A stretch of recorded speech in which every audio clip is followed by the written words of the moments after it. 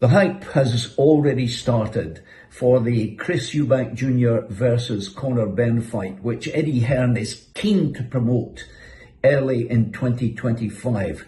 But this really, in terms of the hype, isn't all about them. It's about the legacy of the two fathers, Chris Eubank Sr. and Nigel Benn. And remember, in the 1990s, they were at the very top of their game, and they had two wonderfully compelling fights, marvellous fights to watch. And this has been carried on by the promoters, by the marketing men to say, you know, what you're going to see between Eubank Jr. and Conor Benn is going to be something similar. It's not. Because these two sons are nowhere near the level of their fathers in terms of boxing ability and punching. And we don't even know what kind of chin they've got. Because if you remember, looking back at those great days with Senior Eubank and Nigel Benn, both had great chins. And you've got to hand it to them. They fought the best middleweights around in their day. And the same can't be said about the sons. Now, if you look recently, we had the situation where Connor Benn was banned for failing 2 drug tests before he was supposed to face Eubank Jr. in October 2022.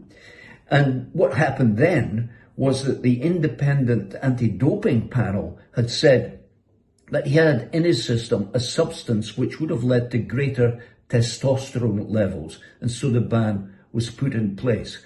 Okay, he boxed in Vegas in February because over there the ban was lifted, and he beat an unimpressive man called Peter Dobson. That was a fight, I guess, which we can cut him some slack here. That was to get him back into the rhythm of boxing in a proper fight, because it's a long time to be out and just be doing your stuff in the gym. But although many people will say that fights are won in the gym, and there's a lot of truth to that. Eubank Jr., he boxed in Riyadh very recently and won a very unimpressive contest where he too had been out of action, but only for 13 months. He's 33 years old. Ben is 26. Will that count? Probably not. If the fight takes place, I think what we're going to see is boxer against fighter. Okay, Eubank Jr. has got a long reach. He's 6 foot tall. He's a full-blown middleweight. If you look at Ben, Ben is a welterweight who's going to have to move up 2 weight divisions to take this fight. And he's shorter, and he has a shorter reach. He's 3 inches shorter than his opponent, and that matters, especially with the shorter reach. So what he's going to have to do is to get close in, and he's going to have to try and work to the body. But you know something? Eubank will not allow him to do that. Eubank's got a boxing brain, and he likes to keep things at long range, especially if his opponent wants to fight. And what we saw when he was in action recently in Riyadh was a boxer who was still trying, you know, after all this time as well, to find his rhythm. He wasn't terribly impressive. He didn't set the heather on fire for me. What he did was he punched 2 or 3 times and then he grabbed, he held. If you look at that fight back, he duped the referee so many times by holding on to his opponent and by wrestling and by shoving and pushing without actually delivering the kind of punches that we expect from a guy at his level. So let's look at the possibilities here. We've got a shorter, tougher fighter in Ben, but he's still got to bulk up, and that, you know, that might have an adverse effect on him if he's bulking up from welterweight to middleweight, against a guy who likes to keep people at long range, and he doesn't like to get close with these fighters.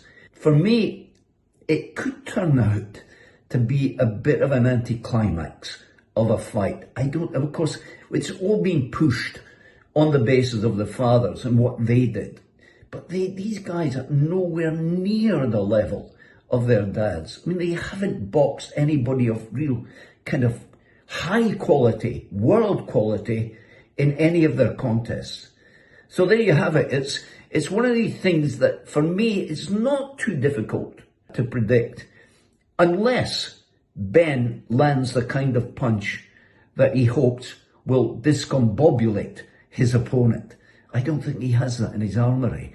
I think Eubank, if and when the fight takes place, will be fit enough, will be more competent to deal with the fighting qualities of his opponent. You know, when you've got guys who are kind of equal level, if you like, in ability and physicality, or these two aren't really, I think you've got to look at the guy who is bigger, stronger, has a longer reach, and, crucially, has a better boxing brain.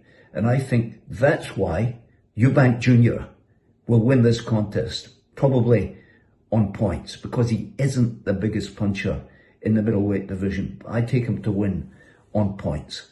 So thank you for watching. I'd like you, if you would, to like, to share and subscribe.